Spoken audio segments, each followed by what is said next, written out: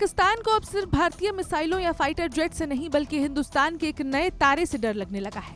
ये तारा आसमान में चमकने वाला नहीं बल्कि दुश्मन के ठिकानों को 100 किलोमीटर दूर से तबाह करने वाला घातक हथियार सिस्टम है। नाम है इसका TARA तारा। दावा किया जा रहा है कि इसके सफल परीक्षण के बाद पाकिस्तान की सेना में बेचैनी बढ़ गई है। आज की स्पेशल रिपोर्ट में हम आपको बताएंगे कि आखिर तारा क्या है, ये कैसे काम करता है, पाकिस्तान इससे क्यों डर रहा है और क्यों इसे भारत की नई गेम चेंजर सैन्य ताकत माना जा रहा है। सबसे पहले समझते हैं तारा आखिर है क्या। तारा का पूरा नाम है टैक्टिकल एडवांस्ड रेंज ऑगमेंटेशन।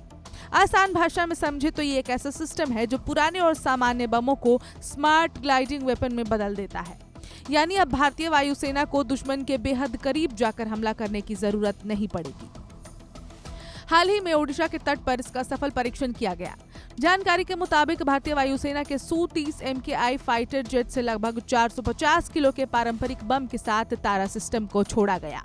इसके बाद बिना किसी इंजन के ये हवा में ग्लाइड करते हुए 100 किलोमीटर दूर तय लक्ष्य तक पहुंच गया और उसने पूरी सटीकता के साथ ध्वस्त कर दिया।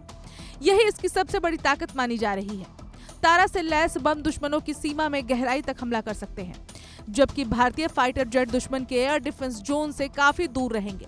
इसका मतलब यह है कि पायलट का जोखिम कम होगा और दुश्मन के रडार को चकमा देकर हमला करना आसान हो जाएगा।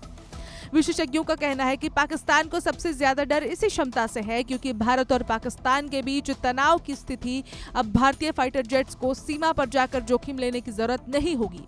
सीमा से काफी दूरी पर रहते हुए भी हाई वैल्यू टारगेट को निशाना बनाया जा सकेगा।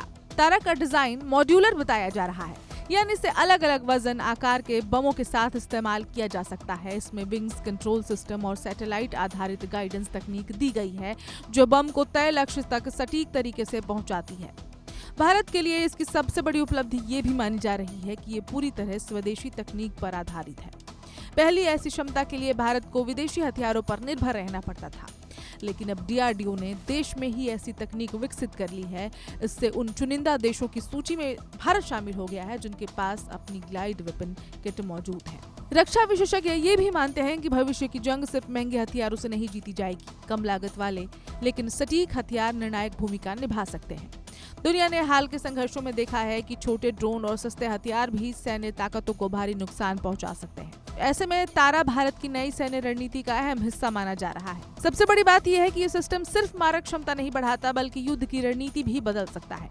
दुश्मन के ठिकानों को बिना सीमा पार किए निशाना बनाना किसी भी देश के लिए बड़ी रणनीतिक बढ़त मानी जाती है। फिलहाल DRDO के सफल परीक्षण के बाद भारत की रक्षा क्षमता को बड़ी मजबूती मिली है। वहीं पाकिस्तान में इसे लेकर चर्चा तेज हो गई है, क्योंकि अब हिंदुस्तान का तारा सिर्फ आसमान में नहीं चमकेगा बल्कि जरूरत पड़ने पर दुश्मन के ठिकानों पर कहर भी बरपा सकता है। इस खबर में इतना ही। अपडेट्स के लिए देखते रहें one India Hindi.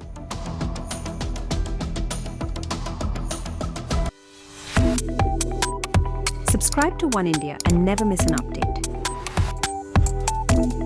Download the One India app now.